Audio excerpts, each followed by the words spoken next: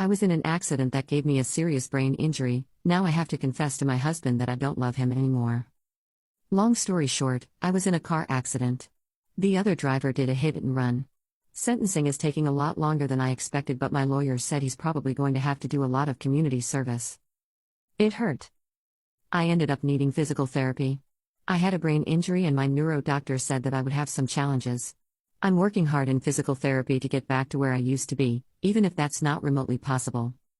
One of the things they said I would face is differences in mood and behavior. I haven't been moodier. In fact, my friends and family say I'm basically the same as before, but a little slow to get things. But the thing is, I don't love my husband anymore. I don't know why, but it doesn't feel the same. He feels like a stranger to me. It's not like I'm amnesiac, but I don't feel connected to the memories I have with him. I don't know why I loved him so much. Yes, he's attractive, but he's boring and expects me to worship him. He's also obnoxious and self-obsessed. I feel like I was the one dragging the relationship in the past. I felt like past me was way more in love with him than he was with me. And objectively, I don't know why I should care about him. I don't want to go on dates with him or hang around or do whatever I used to do with him. I've told him I feel a bit disconnected with my memories and past emotions, but I haven't told him that I don't love him anymore. It's an awful situation, but that's the hand I've been dealt. I've talked about it with a psychiatrist and she said this wasn't uncommon among patients. I told my friend and she insisted I should tell him how I feel honestly. I may not like my husband, but I feel like that would be cruel. Would it be wrong of me to tell him the truth, or should I just live my life and never tell him? Update. I talked with my husband. I don't want to hurt his feelings and I wanted to fall back in love with him. I sat him down and told him that I felt disconnected from my own emotions and past with him, that my memories with him like I was reliving a movie, not my own life. He guessed that I wasn't in love with him and he sobbed and begged me not to leave him. It was heartbreaking and I reassured him that I wasn't going anywhere. I wanted to build up my emotions again and reconnect with my past memories about him.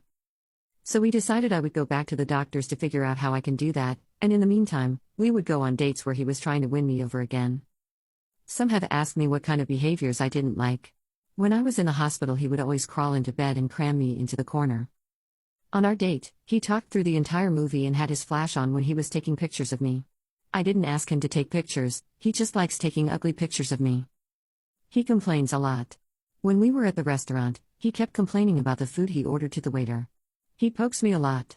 He also whines. And he made me eat dessert even if I don't want to. And he never stops talking. Quite the list, hey? But I focused on the bigger things. He's very attentive and affectionate towards me. He likes to buy me little gifts that he makes me try, and he was at my side the entire time, even if he did get kicked out by the nurses for annoying them. I know I can rely on him to be there for me, which is the most important thing.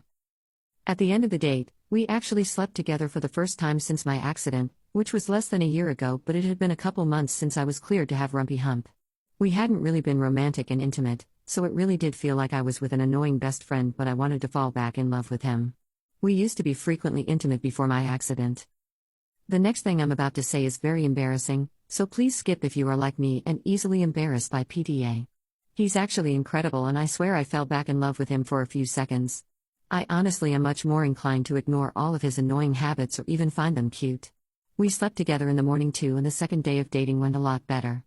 I'm not fully in love with him yet and I want to reforge the deeper connection because I know I loved him for a lot more, and I do not want my affection for him resting solely on one thing. I've started a journal of all the things I like and love about him. Hopefully it gets filled soon. I'm feeling hopeful. I'm going to love him again.